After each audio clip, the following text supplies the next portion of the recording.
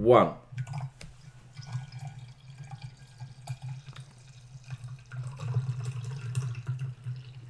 Yeah. Greetings and welcome back to another round of audio shenanigans. We are controllers and couches. I am the, how would you say, dunce of the group, FullMetalChicken. And I'm Steph. And I like crayons. On this week's episode, we'll be talking about things. This is episode 48, so in case you're wondering, we have 47 of these, scrumptious audio files, previously in other sections of this page that you have obviously sorted them from. Hello, everyone. Hello, Welcome back to another episode. If you're here for a specific segment of the podcast, timestamps will be linked down below. Yes, and for all other stamps, please see your local post office. They have lots of stamps. Yes. All right. Before we forget, this is just, I guess, you telling us your thoughts on the Kendrick Johnson case, because I had to finish the last 30 or so minutes of last week's podcast, so we didn't get to surmise your thoughts and opinions. Yeah, I had to kind of dash off. So what do you think about the case? I think, me personally, he was murdered. That's what I think, and it was a cover-up. Honestly, the kid seems smart enough that, danger response for starters, why would you climb in upside down into a tube like that? Generally what you would do is just roll it over. I mean, I've used those gym mats in the past. You just, knock them over. It's very, very... Something feels off. Something is very off. Cover up, yes. Murder, yes. Will they find who did it? Hopefully. That, and I hope there's just an inquiry on the case. But, yeah. What's new with you this week? Let's see. Do you want to tell everyone about the update, the 84 gig update that took 3 days? 84 point... Was it 62, 82? I'd have to look at the photos. Yeah, about 84 gig. Alright, so start from the beginning. So once upon a time, we decided to install the Modern Warfare Season 4 pass. Well, you have no choice. You have to update it. You have to update, yeah. The choice was taken from us. 84.82, so nearly 85 gig. Yeah. So now, what happened was, people who were on PC and PlayStation, they had an 32 gig and 32 gig. And I can't even English this morning. So yeah, 32 gig versus 84. So what was happening was we decided, on our internet connection, we're gonna update this, and we were looking at some of the speeds people were getting, in other parts of the world. Well, first the update came through around 410, 415 or something like that, and then we realised there was a problem. Big problem. And it was 85 gig. And then we did some quick maths, and essentially we re-downloaded the whole online multiplayer Warzone package again. Yeah. And the thing with that is, even if you restart your Xbox, you can't cancel. You can't cancel it. It doesn't change. So the only way for it to have changed is for us to have cancelled the install, which then would have uninstalled the game, because that's the licensing agreement. And then we would have been smashed with 120 gigs as opposed to the 85. Yes, which some people found out the hard way. So, with our measly 1,000 kilobit per second... when it's on a good day. We finally... Please ignore the next door neighbour's dogs. Yeah, see, they're annoyed. We were finally able to get the update. They're annoyed about the bandwidth too. Yeah, pretty much. I would be as well. But then you find out, regarding bandwidth, NASA has 96.1 gig per second on a private some people were bitching about, it's going to take me 2 hours to download this botched update. And then Activision were like, we've sorted the problem.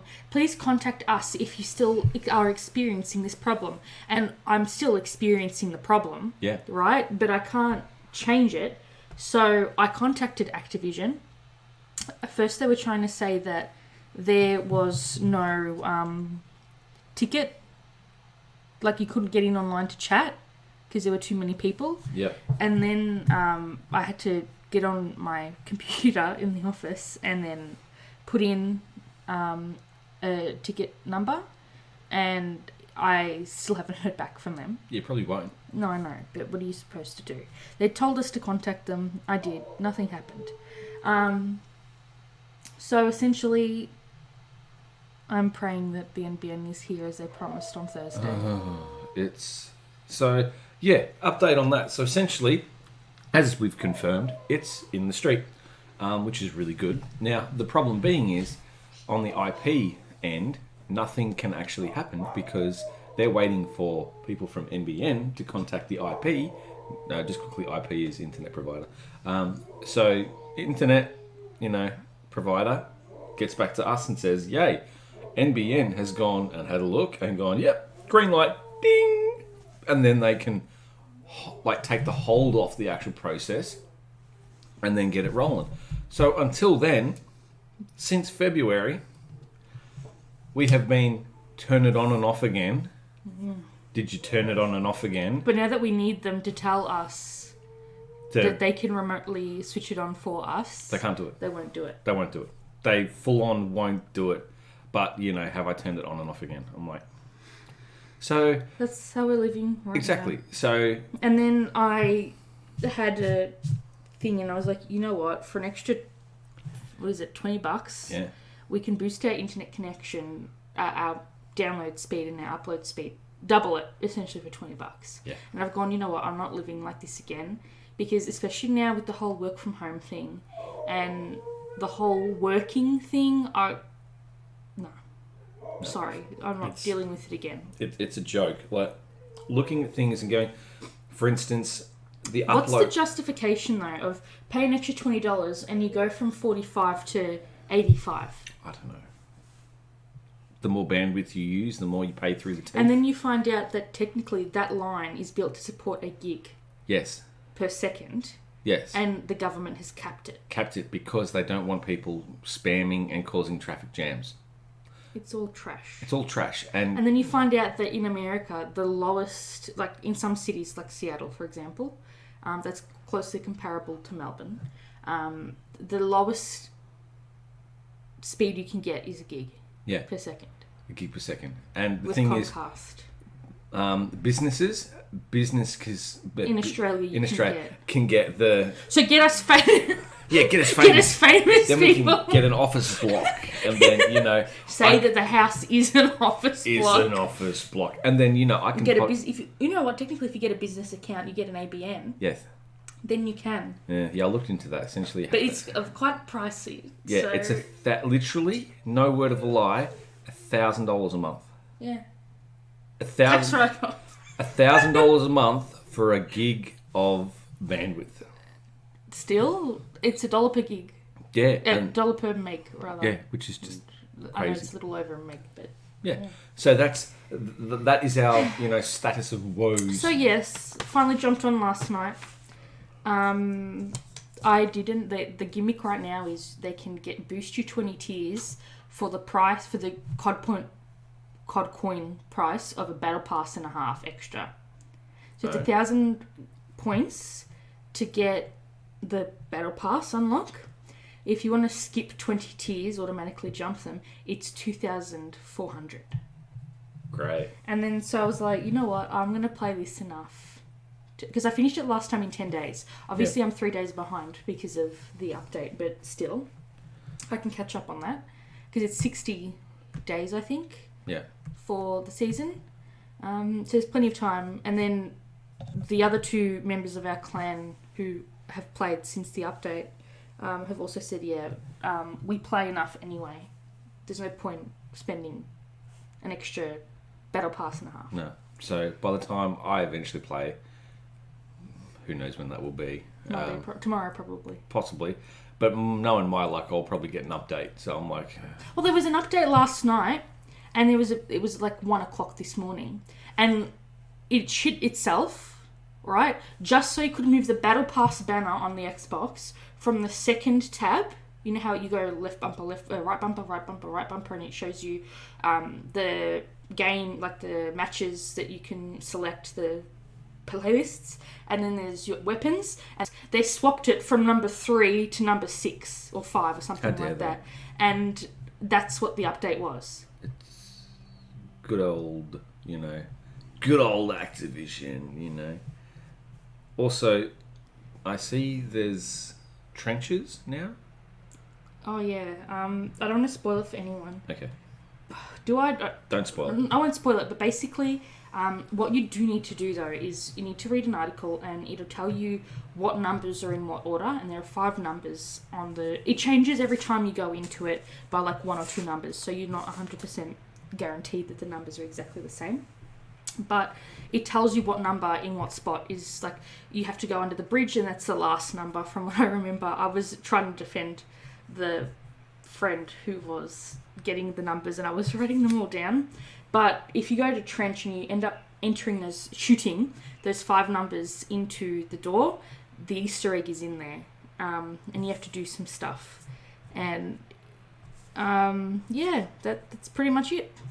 It's worth it. It's fun. It's interesting. And also Captain Price's, kill cam is pretty cool. Oh, he's just a boss. He's a boss. So in terms of the road to Damascus, out of the original startup weapons, I only have to do the right shield now. So I'm going to wait till shipment comes back to do that, because there's no way I'm doing that on the scrapyard. No. And then obviously I have, besides the 2 weapons that I have, Obsidian, the Pillar, and the MP7, I'm going to work through the camos right now for the launchers. I've just got to do the Dragon, Splinter, and Tiger camos. I'm almost done with them, like 3/4 to 4/5. And then I don't know if the Obsidian challenges, I think the Obsidian challenges have stayed the same, but apparently all the mounted challenges are now double kills. I haven't verified that myself. I'm waiting for Cha to upload the new table that I've been checking off for the camo challenges. I finished the round 7 and got 3/4 through the Grow.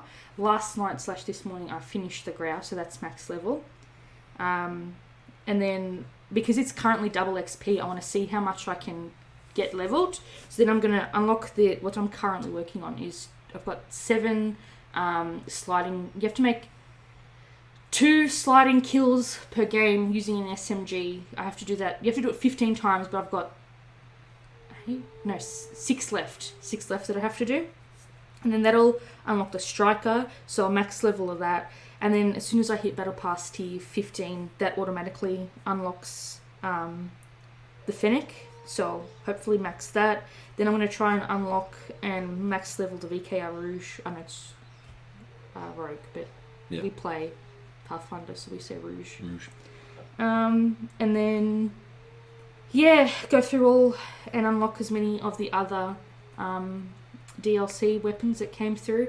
And I purchased, I wasn't happy about it. It's the first time I've ever done it. I purchased the Turtle something pack, because it gives you the Cully sticks.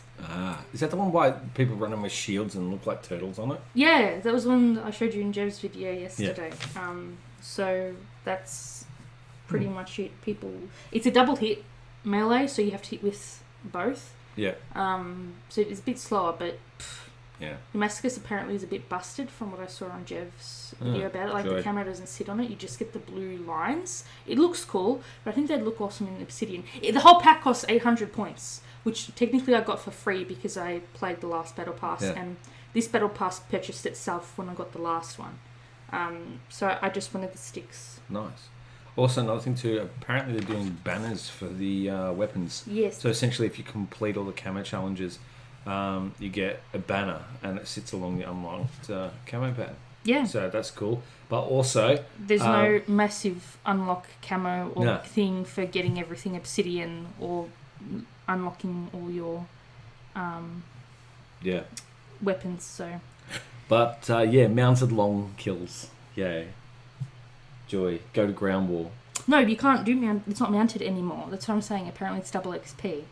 It's double kills. Double kills. So you got to do the double kills. You can't do the mounted long. No, they've swapped the challenge over, so it's not amount, allegedly. I haven't checked myself, that's what I'm saying. But the sliding kills. You have to do that challenge to unlock the DLC SMGs. Yep. The ones you get through the battle pass and whatnot.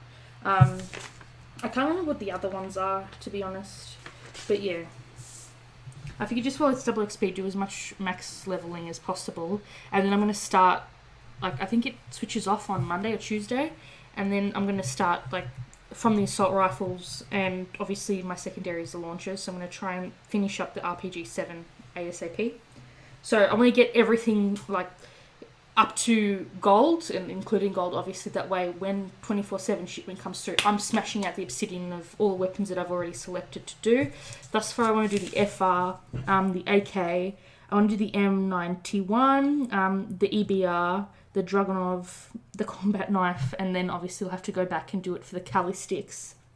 I want to do the M19, the Joker, and the RPG is what I need. Because I actually like the RPG. It sucks when you're doing the aerial kills, but... For the RPG-7, I've got it down. Oh, you know, I don't know if they've changed it, but you only need 150 5 kills per game. Oh. Okay. So you can get that on shipment 24/7 within 10 matches. Easily, and get it done. Yeah. If you have a good game. Literally have a good game. Yeah, pretty much. Alrighty. Let's continue on with our massive list. Anything else you want to talk about before we get into the weekly news? No, that's, pretty much Call of Duty. I haven't played any, so sad. Oh, shit. That was breaking it down and I hit the light. Alright, obviously, this is week 2 of our Black Lives Matter podcast. Pretty much convincing you guys to sign petitions that are really, really important. I'm always gonna link the Black Lives Matter petition and donation card. So please go through and click donate if you can, and so on and so forth. Today we have a few articles I want to talk about. Not to draw attention from the Black Lives Matter movement, but I think that this is, I don't want to say somewhat important, but it obviously is important in itself. And that's the Trump administration decided that they wanted to essentially shut down Obama's transgender healthcare discrimination policies that have been in operation for 4 years. They did it exactly on the 4-year anniversary in the middle of a pandemic during Pride Month. Wow, that's real smart.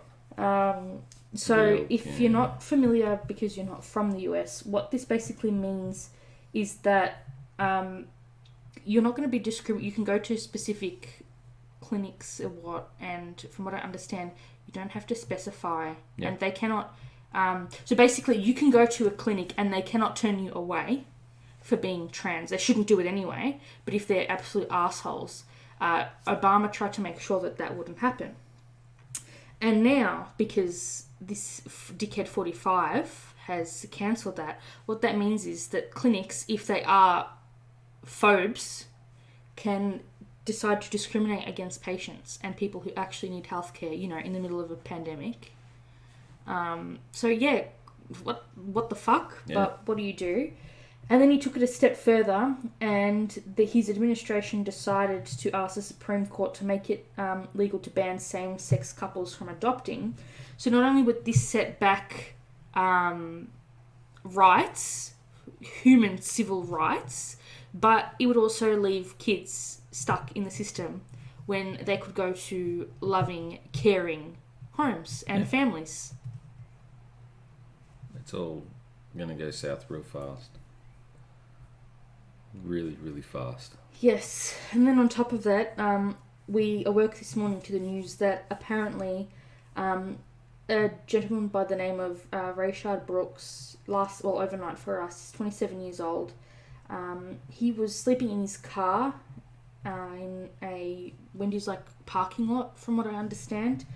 And apparently he ended up, allegedly, and there's no video footage to what I've checked thus far of any of this, but apparently he obtained a police taser from the police and pointed their taser at them, and so they decided that they were going to shoot him dead. Wow. Yeah.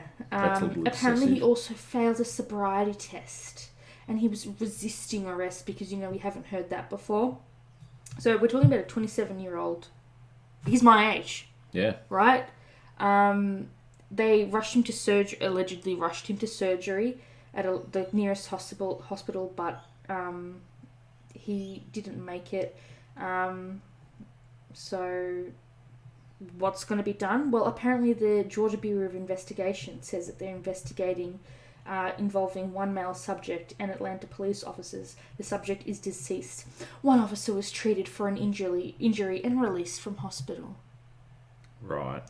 So again, this brings up the fact that if no one's there to record this, they can spin it any way they want. Yep, literally, because they're turning the body cams off as well. So there's some real dark shit going on now. All right. It's just... I didn't mean that as a pun then. That's just I didn't mean like real shady shit. Yeah, like no one gives a shit. That's it, What do you do? What do you say? So, yeah. It's only going to get worse from here. Unfortunately. And apparently, from what I understand, Bill Gates is backing some new scientific project. I can't remember what it was. But now people are giving more reason to think that Bill Gates is like on the suspicious side. Can't remember what it was though, now that I'm thinking about it, because I put stuff on the show notes from my phone sometimes, like I grab screenshots of things, Yep. and it never shows up, and that makes me very upset. But I can still see that Exposed Bill Gates is trending at least.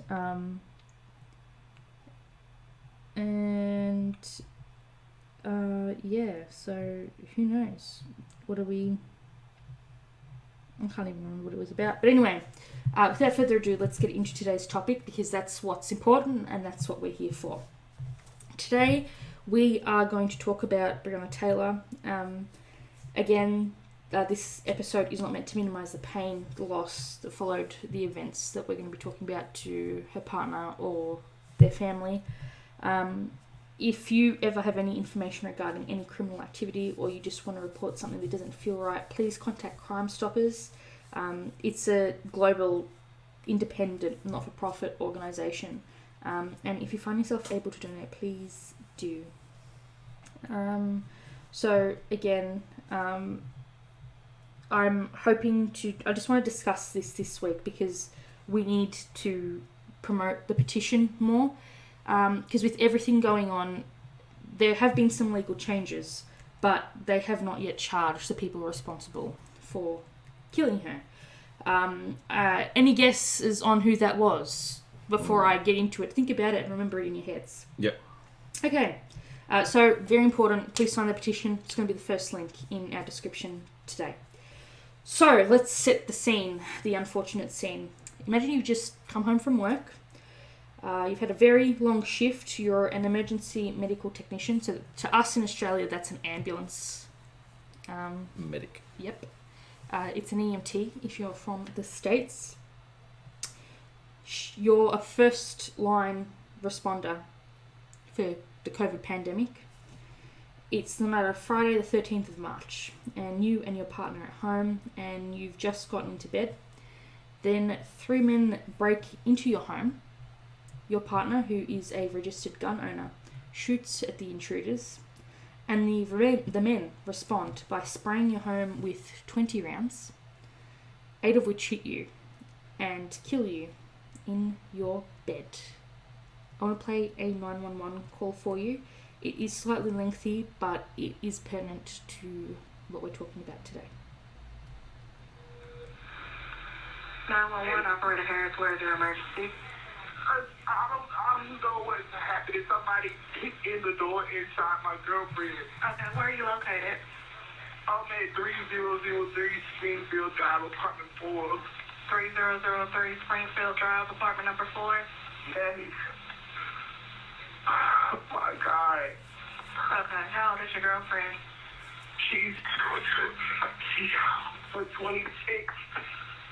Breathe. You said 26. Where was she shot at? I don't know. She's on the grill right now. I don't know. don't know. Okay. Mama. You said she's 26. Is she alert and able to talk to you? No, she's not. Breathe.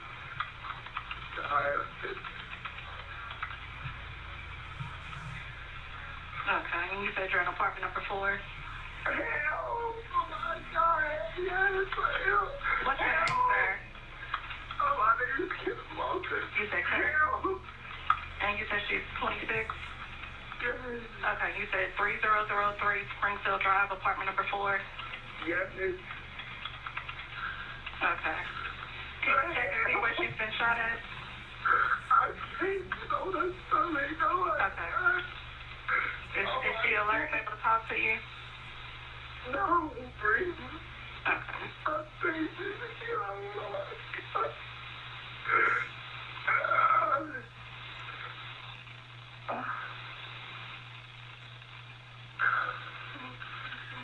Oh my God.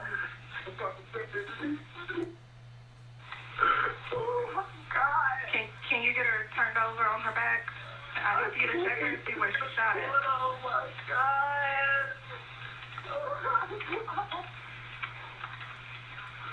I gotta go. Mama. I gotta get back. Kenneth, can you hear me?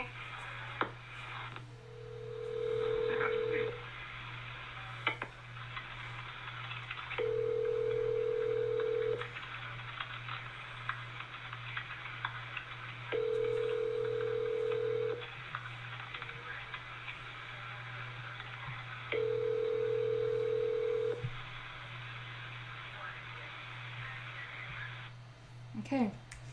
So what we just heard is her partner Kenneth Walker calling the 911 dispatch. So it turns out that these 3 men were officers of the Louisville Metro Police Department, and they were there to execute a no-knock search warrant in the wrong house when the police already had the 2 men that they were after in custody. And they fled the scene. So Breonna Taylor, or Bree, she was a 26-year-old African-American woman. Her 27th birthday was about 5 or so days ago. She was born in Grand Rapids, Michigan. Her parents were Tamika and Troy. She just recently graduated this year from she graduated from Western High School, and she went on to study at the Uni of Kentucky, and that's where she graduated earlier this year from, just as COVID hit, essentially. She worked at 2 hospitals, the University of Louisville Jewish Hospital and Norton Healthcare, and she had just started working at the University of Louisville Health. Her funeral was held on the 21st of March 2020, and in the short time that she was able to do the work that she started to do, she was an award-winning EMT, and if you believe it, I was not able to find anywhere what her award was. There was no recognition anywhere about it, just that she was award-winning, but nowhere could I actually find what the award was. So this whole time, during the COVID pandemic, I should say, she has been a first responder and frontline worker. Her mother said that she loved helping her patients and the community, and that she was an essential worker. She had to go to work, and she didn't have a problem with that. One article said, Breonna survived the front lines of a pandemic that disproportionately kills black people, only to have her life stolen by the police. And then I wanted to add, who also kill black people disproportionately. I was able to find her LinkedIn, and so that's how I found out that she just finished up at Western Kentucky Uni, and she was planning on continuing on in college to become a nurse. So these officers were serving a no-knock warrant, and that allows them to enter a home without warning or without having to identify themselves. And so they were there allegedly looking for drugs that they were obviously never going to find, because apparently they were trafficked by a person who did not live with Bree or in her complex, and they already had the people that they were after in custody. They tried to backtrack and say that she happened to be friends they had to make something stick to the wall, right? When this story hit the news. So they tried to spin some shit saying that, we knew that she was friends with the person that we had in custody, and so we just thought we would search her house under a no-knock warrant in case, there were some drugs on the property and, she was involved somehow. This is going to be like really bad. Well, someone died. That's terrible. That's a disaster. No, I mean as in like what happens like further on in this podcast. It's shit. So neither the Louisville Metro Police Department or Mayor Greg Fisher have given her mother Tamika any answers. She says, "Not one person has talked to me. Not one person has explained anything to me." And in another interview, she said, "I just want justice for her. I want them to say her name. There is no reason Breonna should be dead at all." So the officers in question, Sergeant Jonathan Mattingly, Detective Brett Hankinson, and Detective Miles Cosgrove, and if those aren't the most white names I've ever heard, there you go. They forced entry into her apartment in Louisville, Kentucky, under the authority of a search warrant. We know gunfire was exchanged between Kenneth Walker, who's Bree's boyfriend, and the LMPD officers. Kenneth believed that the officers were intruders because, again, they did not identify themselves under the guise of a no-knock search warrant. And so in response, the officers fired over 20 rounds, and Bree was hit 8 times, and poor Officer Mattingly was injured by gunfire because when Kenneth shot, he clipped the guy in the femoral artery. How much of a shot do you have to be to hear someone break in, to wake up, and to defend your family, and you hit that shot? Pretty freaking solid, and he went for a body shot. So, everyone was very trying to push that the officer was injured for quite a while.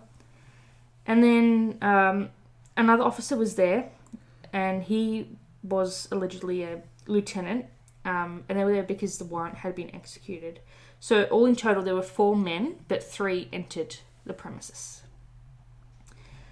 So the LMPD said that their investigation was searching for 2 people who, it turned out later, the news found that they were already in custody because they were suspected of selling controlled substances from a drug house more than 10 miles or 16 kilometres away. One of the men in custody came out later, Jamarcus Glover. He and Bree had been in a relationship, so that's how they tried to justify the fact that there was a no-knock order on her house and she died because of it, because, she was an acquaintance of her ex. Yeah. And, it made sense that she'd be selling drugs as an EMT. That's pretty crap. And would you believe no drugs were found at her apartment? Of course it wasn't. Oh, really? You don't, you know what I mean? Like, oh, really? You thought you would find drugs there? So, obviously Kenneth is licensed to carry a firearm. He fired first. He injured a law enforcement officer, and then that's the reasoning the police gave for returning fire into the apartment. Some articles say 20 rounds, 8 of which hit her. Some articles say that there are more than 20 rounds, closer to 28. But again, I'm just reading this off news articles. There has not been a major investigation yet. Yeah. That's why we need to talk about this. That way it gets looked at and someone signs off on getting that done. Absolutely. So, according to a wrongful death suit that was filed against the police by Bree's family attorney, the officers entered the home without knocking or announcing that they were police officers, and they allegedly opened fire with total disregard for the value of human life. Apparently, they broke in shortly after midnight on the 13th, and they entered the apartment using a battering ram to force open the door. So they their home, Bree's and Kenneth's home, was included in a sign no knock search warrant because police said that her ex Glover had used it to receive packages, her address to receive packages in the past, is what they tried to reason. Because apparently they saw in January a USPS package be dropped off at her house. So they're just scrabbling for reasons now. And then so allegedly they had a warrant to ask the US Postal Inspector. And the US Postal Inspector said, we have been delivering packages to that apartment. No fucking shit. That's what a postal service does. I'm sorry, don't you get at least one piece of mail a week? Yeah, Has anyone heard of bills? Or junk mail? Or hell, everyone's online shopping? So it's getting pretty, It's just shoving shit at the wall, hoping something will stick, right? Big ass cover up. So Postal Inspector Tony Gooden, he came forward and he said that his office had told police that there were no packages of interest being received there, being Bree and Kenneth's apartment. Right. So it's just normal mail. Yeah, normal mail. It's not like they're sending... Why would you ship drugs when it's just a 10-minute drive? Yeah. It makes no sense. Why would you put the drugs through a governing... You wouldn't, because if you do, it'd get tracked. So obviously, it's all bullshit. Why? I mean... So, would you believe it? The police said that they did, even though they had a no-knock search warrant where they weren't supposed to identify themselves, they said that they did announce themselves while entering the home after knocking several times and saying that they were police officers with a search warrant at midnight. Yeah, right. I highly doubt that. I think they just opened the door, broke the door down and started going nuts. Yep. Oh, let's just start shooting. Yeah, no worries. Her neighbours and Bree's neighbours, Kenneth and Bree's family, dispute this, saying that there was no announcement and that Bree and Kenneth believe that someone was breaking in, causing Kenneth to act in self-defence and to also defend Bree. And this is the point where I want to say, this is where, as much as people are scared of surveillance, you need to protect yourself. You do. You need to set up security parameters for yourself because that's how, shit that shouldn't be happening happens. And no one's going to believe you and no one's going to side with you unless there's concrete proof video evidence. Get a security to support camera. That. Definitely get security cameras. And one thing I've learned, everyone, is that as long as it's within your premises, you can point it wherever you want, which way you want. Obviously, as long as it's not directly pointing at a neighbour's place, you're not there to record what your neighbours are doing. No. But pan it to a certain angle where you're catching as much of your property as possible. But be mindful and respectful of your neighbours. Unless your neighbours say to you, I remember 2 years ago, the guys who live next door to us, they put up security cameras. Yeah. And because we sort of share a driveway entrance and it splits down the middle, they said, hey, would you like us to also pan across your driveway too? Sure. And we said, thank you so much, as long as it's not affecting, your pan of your property. Cheers, we appreciate. So it's a bit of an investment, but 10 out of 10 would recommend. Even if it's just to monitor your packages. Because for us, if I order something, I was supposed to be like, oh, no one was home. And then I go to the office and I say, fantastic, let's go through my surveillance footage and see where this guy came. Yeah. Where did he go? To my post box and to shove the card in that I have to hand in, and then they're like, oh, I'm sorry, we'll speak to him. Because no one will believe you if you said otherwise. No. And also because the footage is on the cloud. Yep. So even if an officer came in and took that SD card out, it doesn't matter. No. Because you have online... Yes, technically they could obtain a warrant for that. But by that point, theoretically, hopefully, someone else besides you who would be in custody or, in a terrible case, dead... would be able to go into that account and buffer all the footage. Yeah. and then quickly upload it. Yeah, pretty much. Because unless it hits the internet, they can dispute anything. So, when he was interrogated, Kenneth said, look, Bree yelled multiple times, who is it? After, they heard a loud bang at the door, but they didn't hear an answer, and then he decided to arm himself. So they heard the battering ram at the door. They woke up and were like, who is it? Who is it? Who is it? And then no one answered them. So then Kenneth shot as soon as they entered, and then Bree got hit. Yeah. But I'm going to show you the photos, and I implore you to look at the photos. That doesn't make sense, because it's like someone standing outside our front window there shooting into the house. If they're already inside the house, why are they shooting into the house? So I think that other guy that was outside as well also shot into the house. But how are you shooting into the house not knowing where your fellow police officers are? That shit don't make no fucking sense. Yeah. Do you get what I mean? I do. Like, I've watched enough of the unit to know that when they're planning a covert operation or, what do they call that thing where they're going in to infiltrate and perform a raid? They draw it up and they shoot with rubber or a paint gun so that way they know who's going to step in what spot to carry out what action. And remember how the guy, the redhead, he was 1 foot to the left, and so the guy shot him? Yeah. And it was like, oh, you're out of line and you'd have compromised the whole operation if that would have been a red bullet. And then if that was a real bullet. And then he's like, you're not on your mark. Yeah. We're going to get into the schematics of them not knowing any layout about Bree's apartment later. But let's continue on. So,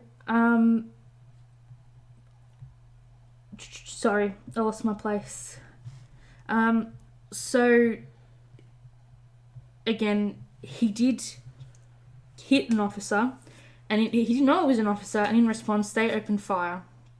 They hit their living room, their dining room, their kitchen, the hallway, bathroom, their bedroom, a spare bedroom, and it also went into the neighbours next door. Shit. She was pronounced dead. Bree was pronounced dead at the scene. No drugs were found in the apartment. And according to anonymous sources who spoke to one news station, Wave 3, at least 3 of the officers allegedly fired blindly from the exterior of the residence through a window with closed blinds and curtains. And they do not believe that Taylor was struck by any of the bullets fired by the officer who was outside. So what they're implying that Kenneth did it? No. They're saying that he fired. Yep. They panicked. They ran outside. They fired back. The 3 that broke into the house fired back, but they're trying to say the lieutenant, who's a higher rank than all of them, did not shoot any shots. Right. But I'm here to tell you, looking at the photos, that doesn't make any sense. And the way that the property lines up, the apartment lines up, that doesn't make sense. But we're going to get into that.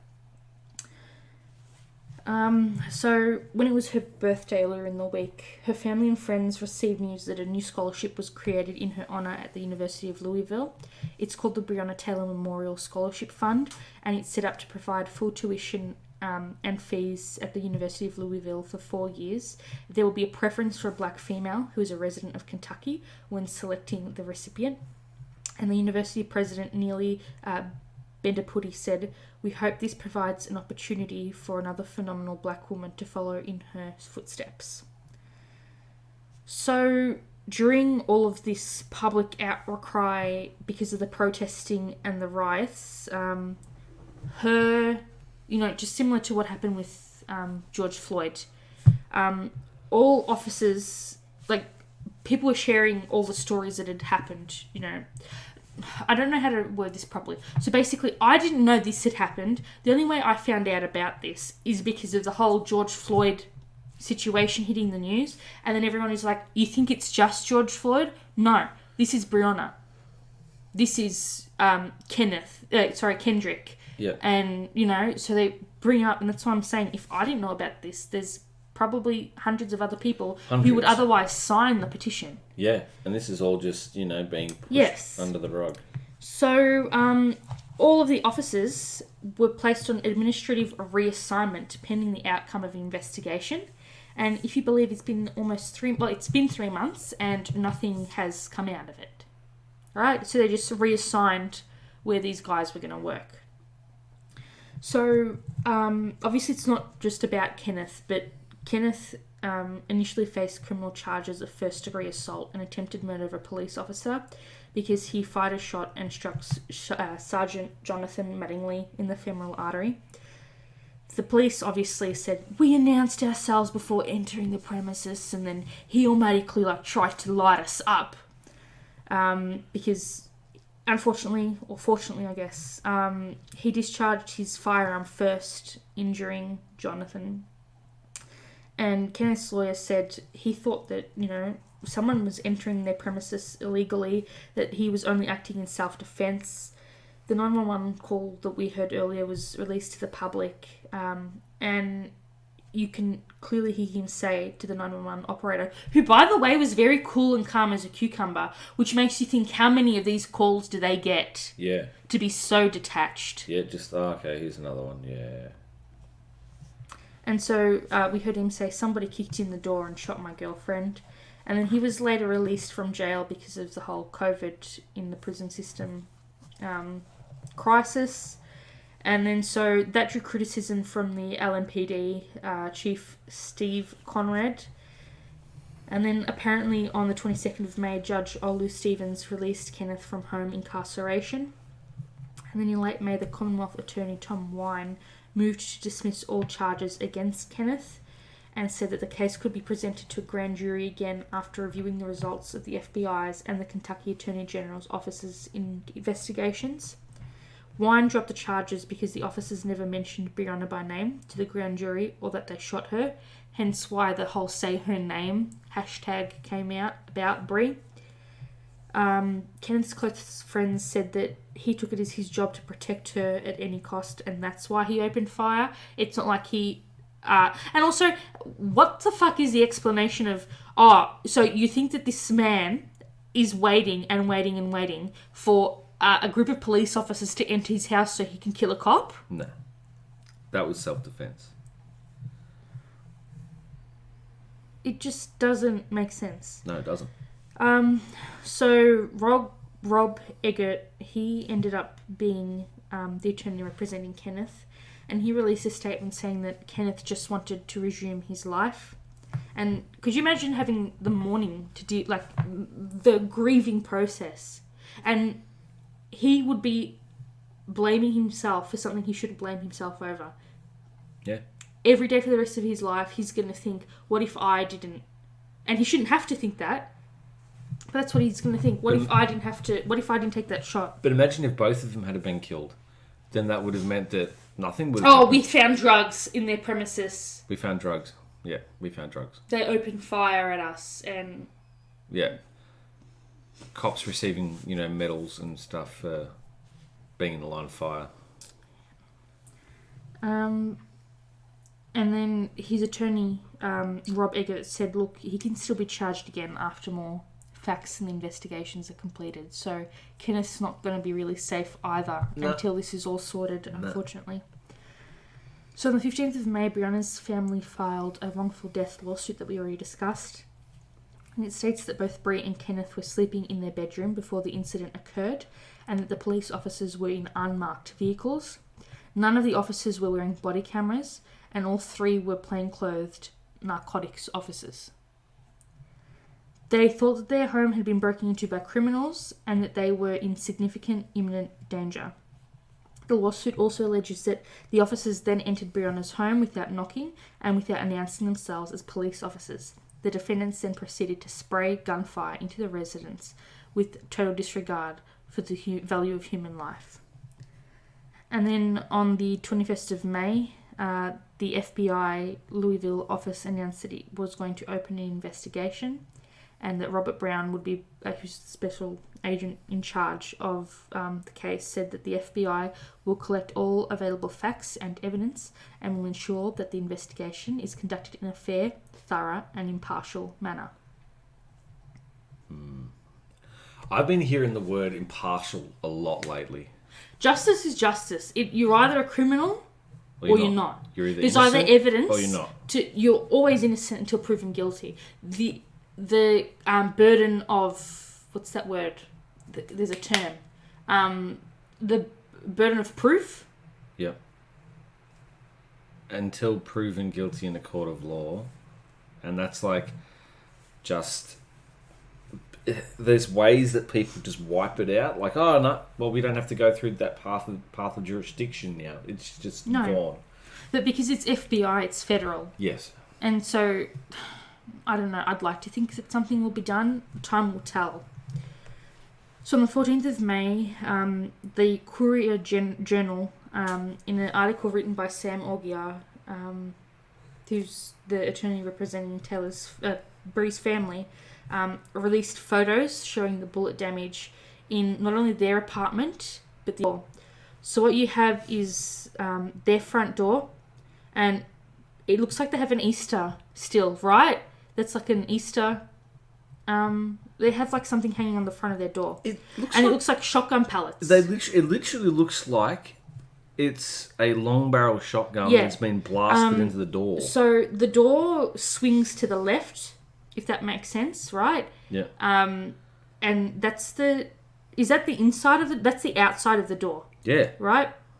And so the top right of the frame, you know how there's the 4 or 6 squares that will be in the door? There's 2 tiny squares, then 2 longer squares, and then there's the rectangles that go 3/4 to the rest of the door. At the top, not directly at the top, but a little bit further down, is like 1, 2, 3, 4, 5, 6, 7, 8, 9, 10, 11, 12, 13, 14, like over 20 direct pellet hits that have like imprinted the door. And then you see their bedroom window frame, and that, like, there's a clear round that's gone through the frame, not the actual window, but the metal casing that sits around the window, the outside of the window. You know how there's like the brick base and then it cases the rest? One solid round. Like, what size? I don't know much about, but that looks like a hefty size. That's not a handgun. That's a big ass hole. They've shot through... That's their bed on the other side of that window, right? Yeah. They've shot through the netting, and that's where she sleeps. They've just shot straight into the... That bullet continued and hit their mirror and cracked their mirror that's on the wall next to their bedroom door.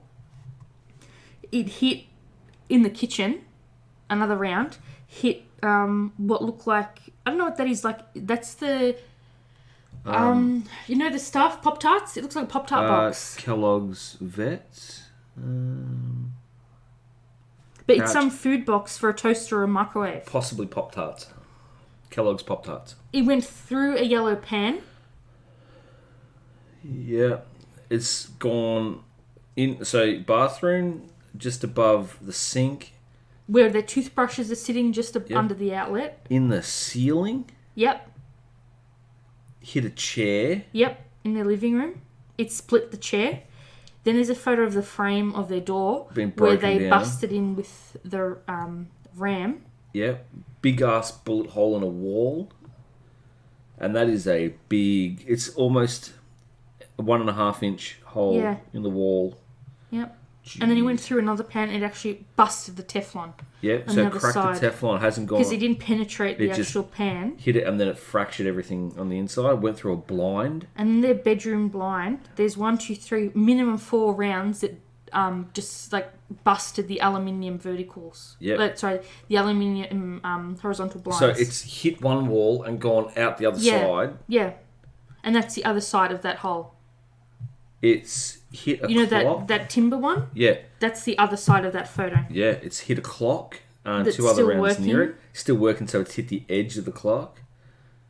That's their backyard, like their backyard patio. Hit the window, shattered it. It's gone and shattered the whole of the door. Gone through a blind. another 2 in a wall. 3, actually. That's 3. 3 in a wall, 1 in the ceiling. So it's spray and pray. Spray and pray. That's just like a blam, blam, blam, blam, blam. Go nuts. Please excuse Sherlock. Yes, he's quenching his thirst. So, You know what I found? What have you found? I digress from the pointing case. Since we've been playing heaps and heaps of Call of Duty, and I'm not linking this to what we're talking about. No, what I'm saying is Sherlock loves gunfire. Like, he loves RPGs. Maury loves metal music, and she loves the music that plays in horror movies. Oh, she loves it. She watches the screen during horror movies. Sherlock loves classical. And Valkyrie's like all the romance and stuff. Yeah, but Sherlock also... I've been editing a lot to Enter Sandman. He loves Metallica. He gets all up in that jam. He will rub his face up against the speakers and everything. Alrighty. But I digress. So on the 20th of May, the officers responded to a 911 call near Bree's apartment, and multiple people threw pieces of concrete at them and ran away. But no officers were injured. On the 21st of May, after intense local and national criticism for the department's handling of the case, Police Chief Steve Conrad announced his retirement, effective June 30. So this bitch is still in power for another 18, 19 days. To me, personally, he should have his pension pulled. Yeah. Do it. You can't authorise that. I'm sorry, that's not good at all. The LMPD has also announced that it will require all sworn officers to wear body cameras, and it will change how it carries out search warrants. Yeah. On the 27th of May, the LMPD said that it has received multiple death threats, like all cops need to die and kill pigs. And again, I'm not there to say that all cops are good, all cops are bad. There will obviously be some phenomenal officers that have done amazing work. Yeah. But the police need to be demilitarised. And see, obviously, the Australian police is a little different to police in America. Can I also say... Different to Britain. If I say that someone came into the house and assaulted me in the house, that police officer would not come dressed as a SWAT person. No. He would not be carrying a fucking shotgun. No. To do whatever. No. They would call in people to do that. Absolutely. That's what needs to happen. That's what people say when they say... Communication. That's what people say when they say you need to demilitarize the police. You need to train people who handle your 911 operators to say, I'm not sure, this sounds like a high volatile situation. Let's send a separate unit in, but not directly where they can see. Yeah. So they are on site. So if shit hits the fan. And I know people are going to say that puts cops in the line of fire. But sweetheart, people are always in the line of fire. You should sign up for that job. And yes, there are some phenomenal, amazing police officers, and they should in no way, shape or form, or their families worry about whether they're going home. No. They're going to make it home that night. No. But we're talking about something needs to change. Absolutely. Something definitely needs to change. They're not a military. They're technically a paramilitary force. Yeah. But they're supposed to be domesticated. They themselves are civilians. Yeah. That's why if I can't own a gun, if I can't own a taser to defend myself as a woman in Melbourne, where I know it's a different situation, I'm not trying to pull this all lives matter bullshit, but I'm saying in my own experience living in Australia, if I can't carry a taser because it's illegal for me, and I'm out coming home to and from the lab and work at 10, 11 o'clock, and it's unsafe for me to do that, how can a cop carry a fucking gun in Australia? If all guns are banned, why do they have them? And see, look at the UK, for instance. They have less guns on their police officers, but they have high amounts of knife fights. Knife fights. And Sydney and Melbourne are the same. Yeah. So, essentially, once you... And also, the Australian police used to carry Smith & Wesson revolvers. Oh, dude, they used to carry some heavy punching shit. Yeah. And then the police commissioner was like... No, we're going to switch over to we can't carry things if we're telling people... Yeah. It's too OP. Yeah. I'm not saying that riot control shouldn't have the heavy shit in terms of if there was a bomb threat that we get all the time in Melbourne, or if there was an actual person holed up, for example, the Lint Cafe.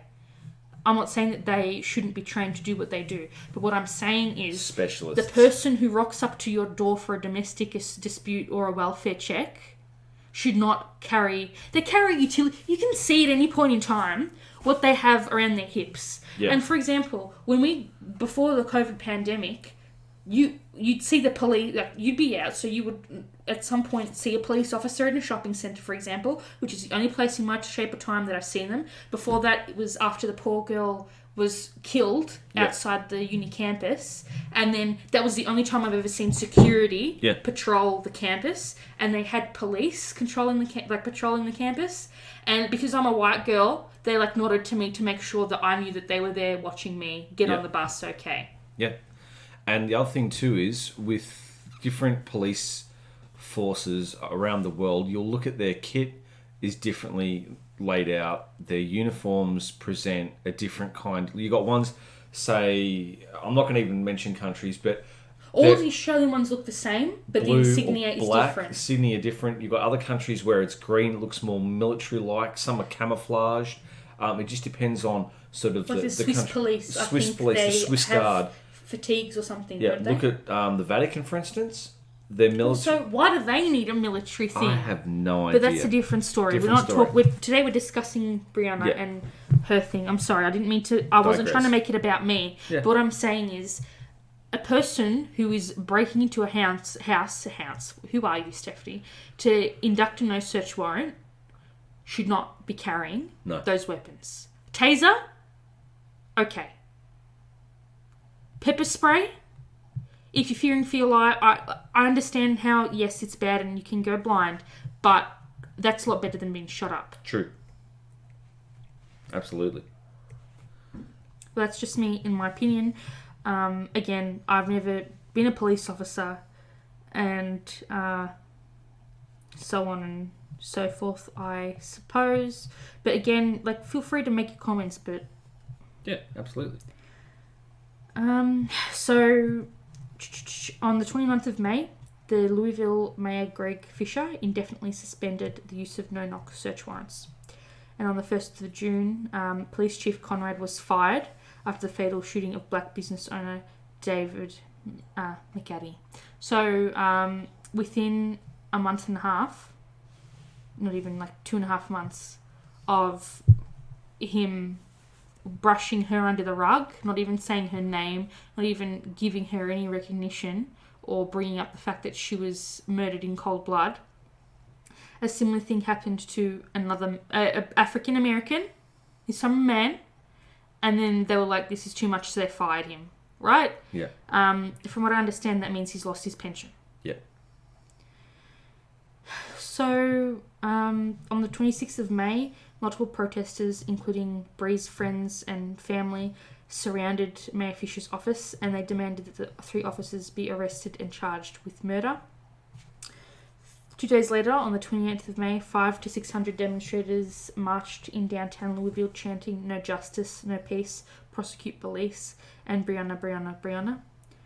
The protests continued into the early morning the next day. 7 people were shot by police. 1 was in a critical condition.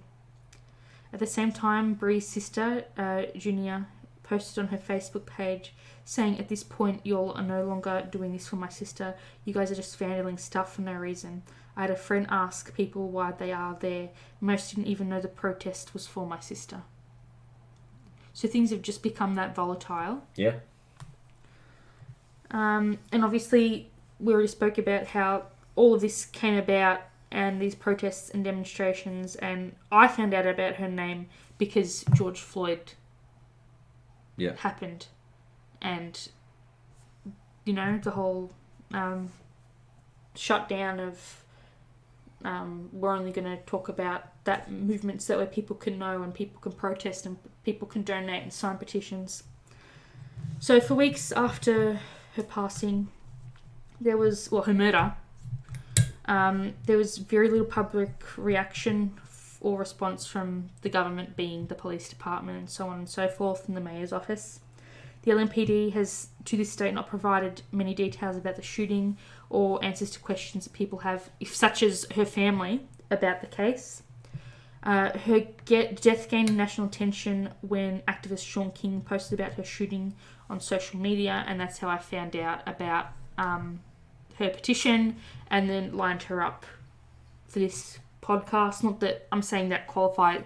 That can be translated into weird things, but that's not what I mean. That's how I found out about this case, I should say.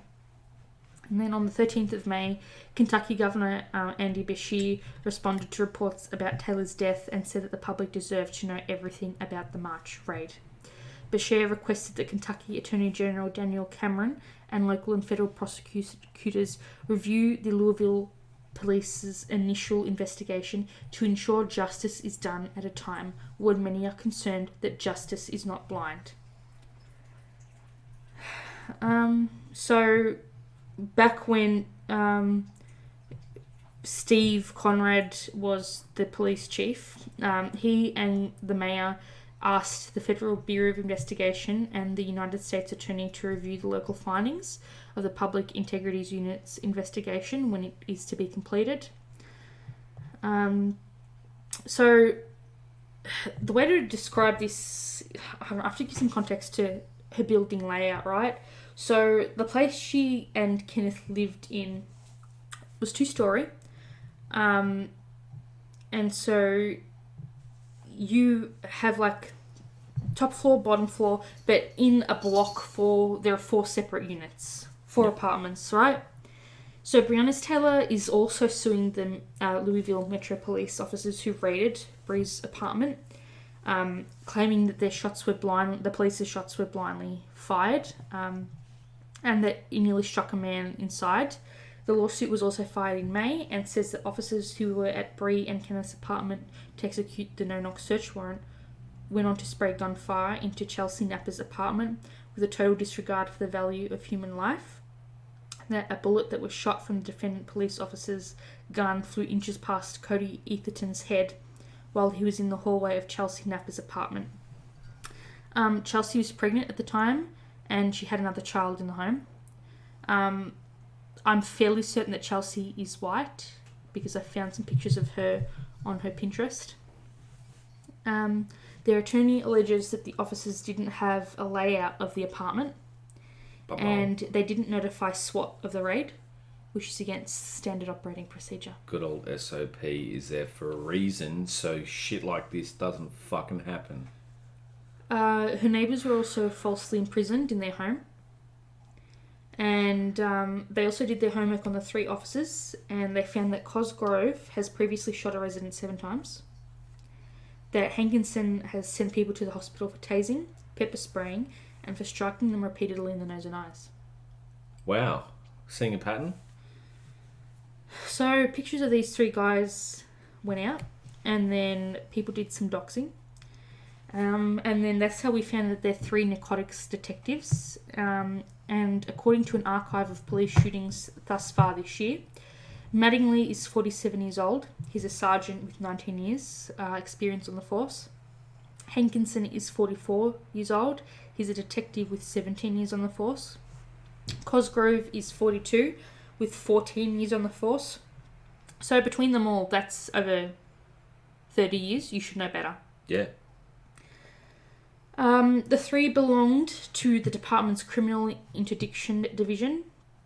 The department record claims the officers attempted to make entry into the residence during the execution of a search warrant and were met by gunfire from within the residence. Multiple officers returned fire. 1 subject was taken into custody and another subject was killed during the incident. Since 2014, apparently the Louisville police have been involved in 50 officer-involved shootings, according to department statistics. So that sounds very suspicious to me. Very, very suspicious. It'll be interesting to see if the FBI finds out that this police station is corrupt, and so on and so forth. Well, let's talk about the officers. So first off, we have Jonathan Mattingly. He's the one who was... he had his femoral artery pierced. He underwent surgery on his leg. He's going to make a full recovery, according to the chief at the time, Steve Conrad. His injuries, as we said, were inflicted by Kenneth, And so the mayor said that Kenneth's prosecution will go forward and a special prosecutor will be appointed to investigate the Public Integrity Unit's investigation once it's completed. And he said, my office has been in conversation with the Commonwealth Attorney Tom Wine's office. I understand he'll be recusing himself from this case as he has a conflict. He's handling the persecution of the person who is charged in the shooting of Officer Jonathan Mattingly during the incident. Sorry, I need to have some water. So, apparently, Mattingly's LinkedIn page only lists his sergeant position, nothing before that. He's worked in drug enforcement for years, according to other documentation. He's also mentioned in a 2008 case before an appellate court where Tobias Jones was accused of being a felon in possession of a firearm, and he made a pretrial motion to suppress key evidence, and that Mattingly was patrolling in his unmarked pickup truck, and he saw Jones get out of the car, and he flagged it down. So, that's him. Then so this one is, again, I'm going to state facts and then I'm going to state something else right at the end. Not that I'm trying to, it'll make sense later on, all right? Yeah. But then we have Brett Hankinson, which to me, sort of, I think he's the worst out of the bunch. This is fact. I'm going to get into the allegations a bit later on. So this guy has he's part of, he has a canine partner. The doggy's name is Franklin, if you're interested. He's very cute. Yeah. And they've received a commendation for giving a demonstration to students in October of 2017.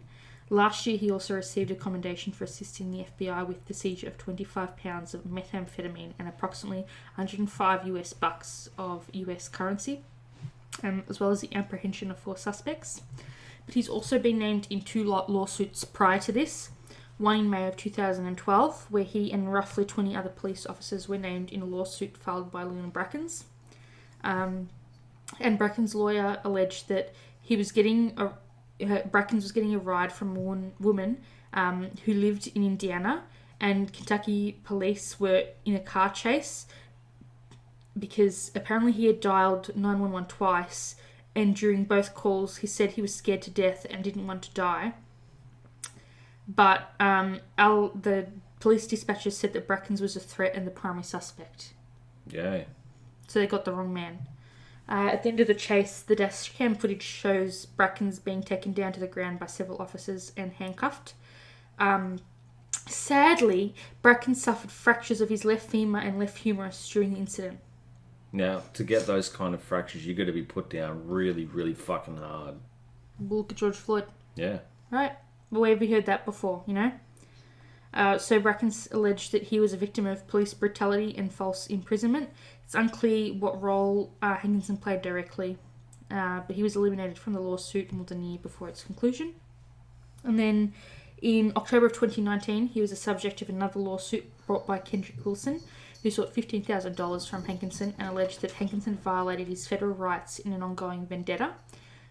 His lawyer said that he and Hankinson first met in 2016 when Hankinson arrested him in a bar fight, and that after that, Mr. Wilson had various interactions with the defendant Hankinson, including over a relationship with the same woman. However, none led to an arrest. Wilson said that when he walked by Hankinson in June of 2018 and his canine Franklin alerted to a narcotic odour from Wilson's jeans. According to the plaintiff's interpretation of the body camera footage, Wilson took money out to show his pockets, put the money back in his pockets, and turned to walk away when Hankinson grabbed him and other officers appeared to detain him. The case from that arrest is still pending. And then after that, Wilson and Hankinson arrested him again. And Hankinson can be seen in the same video taunting Mr. Wilson's girlfriend, telling her to put this on social media and tell her that he was planting dope again. Oh, God.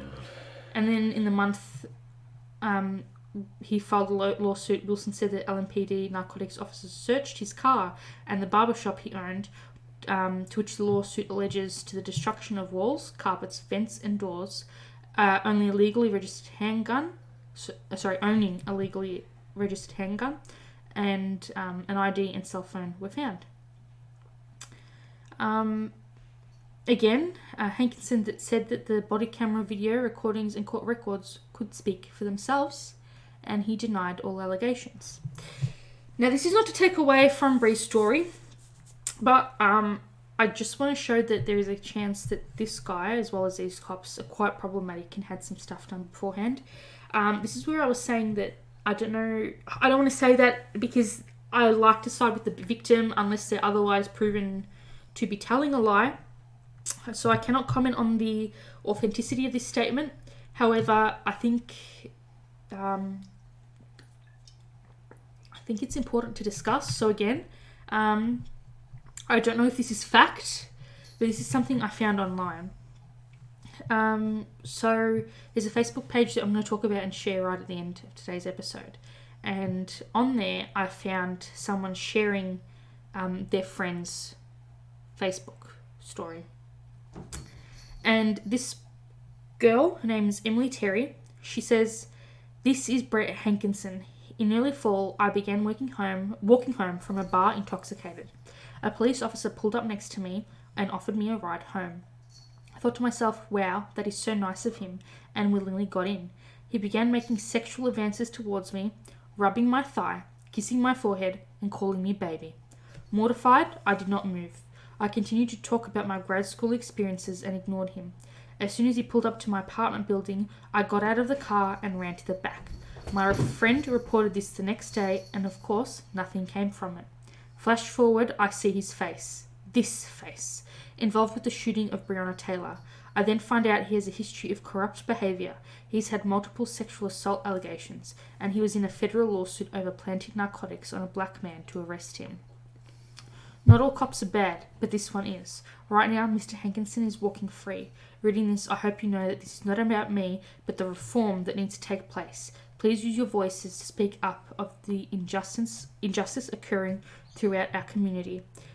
Hashtag silence is violence, hashtag say your name, hashtag Breonna Taylor, and then it's a stock photo of Hankinson by the flag.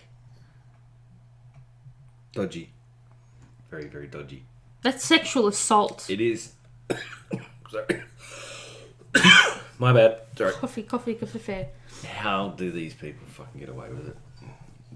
That's what you call hiding behind a badge. Then there's Miles Cosgrove.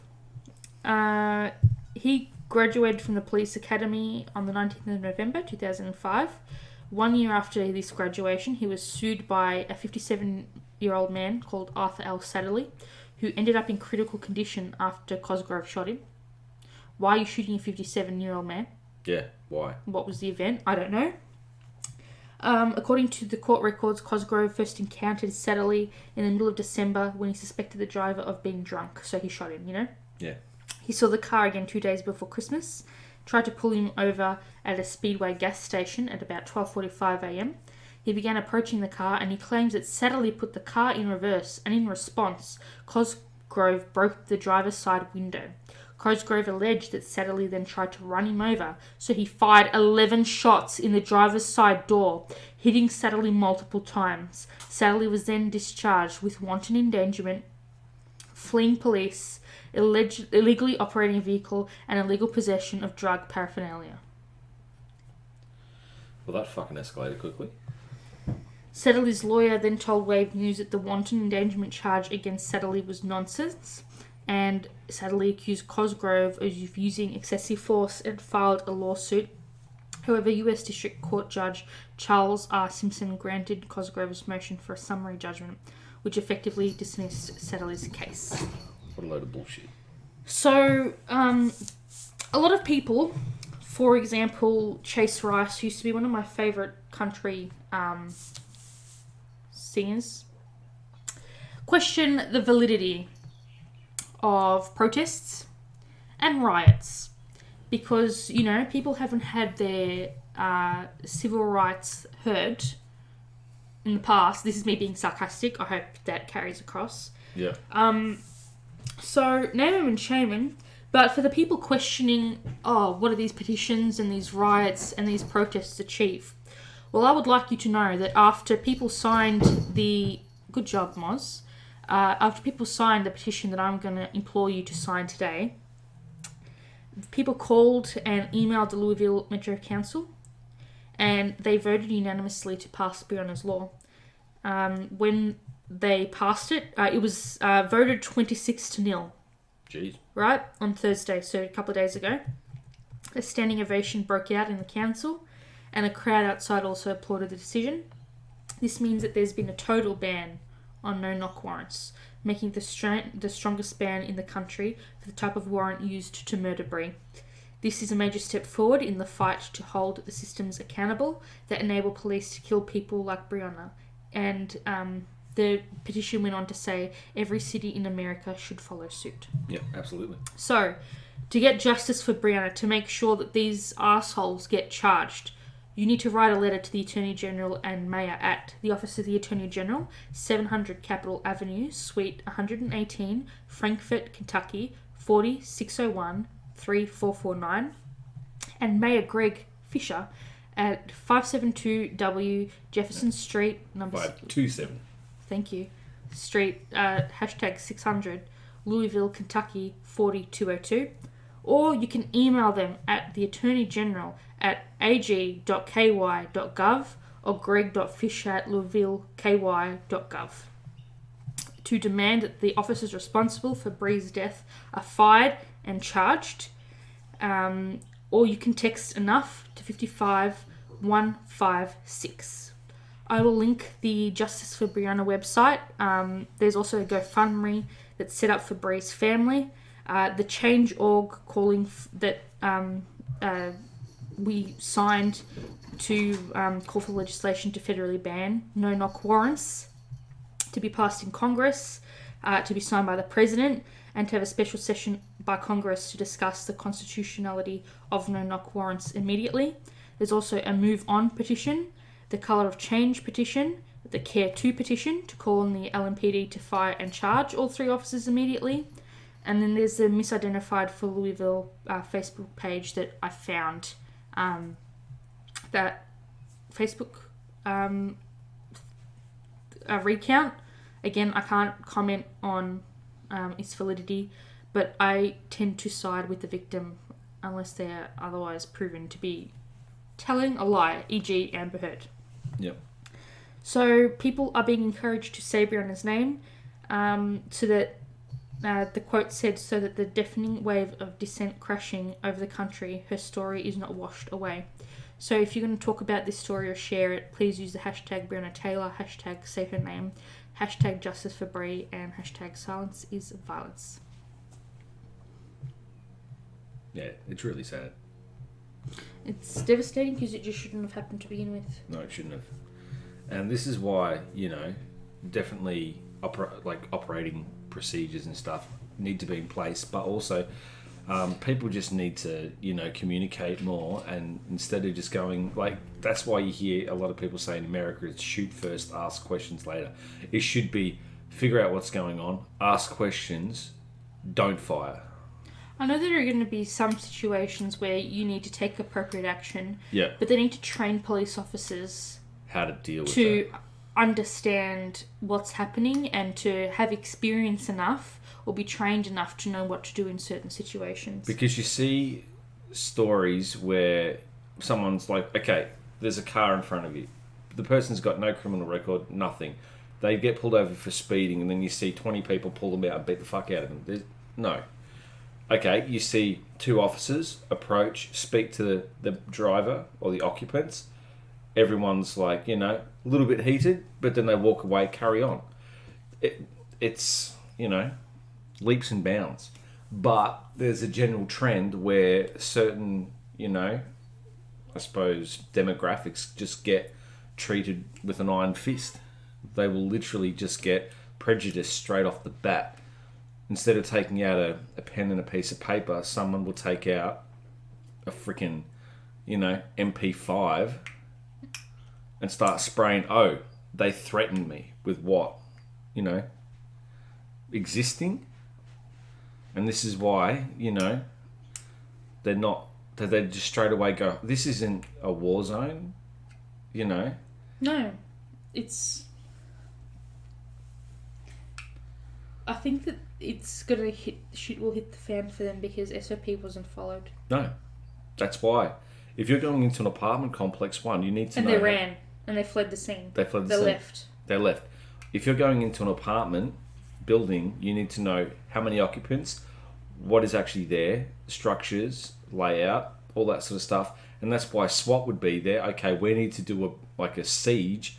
Okay, you know, we'll go in tactically. Someone will probably break the door down, shield, go in, okay. I don't think that SWAT would have shown up because the postal inspector said they never received anything that was suspicious in nature. Yeah. They just went in there and fucking trigger happy. Now, obviously, you know, this is purely just giving information. Yes, but these men should be charged. Absolutely, you do the wrong thing. They killed her. Do the crime, do the time. And if they were heard, we are police, we're, you know, police, they wouldn't have shot. No. They would have said, okay, we're in the back room. Yeah. Or, yes, officer, okay, officer. We're you unarmed. Know, and we do have a gun, but we're holding it. We didn't know you don't just randomly shoot. Yeah, and you scream, you're police, you're police, you're police. And you wouldn't even say gun, because at the end of the day... They would light you up. They would light you. We say unarmed, like, you know, unarmed. I mean, I remember sitting at home, you know, just playing you know, I think it was in playing Battlefield. And I had, you know, that banging on the door, and you kind of go, huh? Turn it off, open up, and I had two police officers standing outside the door, and I was like, wrong house. Completely wrong house. Remember when there was the person who broke into the shopping centre and they were hiding out in the neighbourhood? Oh. And the police shut down like 10 minute driving radius. Yeah. And we're like, get inside your house. And I'm like, officer, you were like, officer, I need to get to work. Yeah, I need to go. And I was like, officer, I need to get home. Yeah. Check your ID. It's like, Because like, I was coming home, you were going to work. It was like a Friday afternoon. I'd finished in the lab early, or uni, I think it was. I finished uni early. And I'd come home, and and then I did a load of washing because I wanted to wash my sheets, and I hung them out. And they were like, get inside! And I'm like, dude. Yeah. Police choppers. And literally, I had two officers come up to me. One guy had his hand on the gun. Do you know how stupid some of them are? Like, when we see them when we're out, they go to the Schnitz at the one shopping centre we go to because they love the Schnitz there. And it's always like 10, there's a group of 10 or so officers. And it rotates who they are. And every time they go... They do not put their hands or protect their weapon at all. Literally, no. I'm not saying I would do it, so I'm not like that. But what I'm saying is, if I was so inclined, I could just pop that button, grab that handgun. Gone. And they don't protect their weapons at all. No. That's what I'm saying. And it could happen so fast. And I'm not saying I would do that. I'm not saying I had thought to do that. But what I'm saying is, it's... Yeah. And you know who's all. Please sign the petitions. Please donate if you can to Bree's family. I will keep an eye on this case and set up a Google alert and keep you guys updated if anything new happens and occurs. Have a great week. Please continue supporting the movement. Yep. Don't be one of those people that's like, oh, they had their 2 days of posts, now I'm going to go back to posting regularly scheduled content. No. Don't fucking do that. If you do that, everyone will unfollow you. Doesn't matter who the fuck you are. There's a 16-year-old Instagram bookstagrammer. She's like, oh, I've got nothing to add, all lives matter. Oh. And she's 16, so you can't... I wasn't one of the people that went to her and said something, but I just said... respectfully, someone who's 11 years older than you, I understand that you treat this account as a place for you to talk to people about books. However, you're pushing a propaganda that is going to cost you a lot of flack, and people are going to view you differently. And then she's like, I don't understand. I don't get it. And it's like, I appreciate that. And then what I also hate is how people are like, oh, if like a white person saying to a person of colour, you need to educate me on how to, in quotation marks, deal with you and what you want me to do to support you. Do you not have fucking centuries worth of history and knowledge already in your brain? Or you can't pick up a book, you can't pick up an encyclopedia, or just fucking Google Wikipedia. Yeah. What you should and should not be doing, or the events in history? How dare you say to someone, no, you tell me what I can do to support you in a racial fire, and then people are fucking, the police are guarding a fucking statue of Christopher Columbus, the fucking slave trader and raper and pillager, because everyone around the world is tearing down statues of slave traders and tossing them. Yeah. Which, rightly so, they shouldn't be there to begin with. It's just, it could get to the point where society as we know it just gets completely ripped apart. Because society is built on a lot of dodgy shit. Unfortunately. Yeah. So some people just need to educate themselves. In the And you need sense to take of- that upon yourself, not request other people to teach you. And I mean, there are people who are literally stuck in their ways. Nothing will change. That does not make it acceptable, though. No, but there are people out there who are inherently racist, and nothing will change that. Nothing will sway them. They are stuck to their cause, and some of those people are dangerous. Yeah. Really, really dangerous.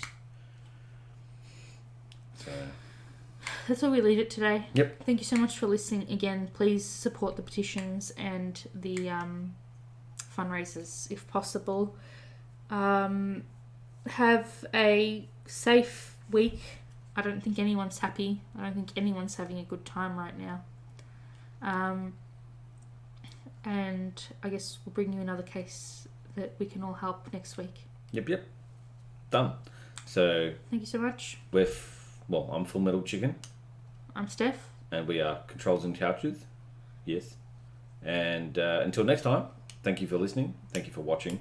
If you feel like watching more, tune in until next week. Yep. Where we have episode 49. Yep. And if you feel like listening to any others on this channel, we have 47 prior to this one. And if you're actually listening to this as your first, congratulations and welcome to the field of knowledge and entertainment. And if my voice grates on you, give me some cheese because I like grating cheese. Okay. On that note, we're out. Au revoir. May the force be with you. Live long and prosper. # say her name. Say her name. And we will be back. Signing out.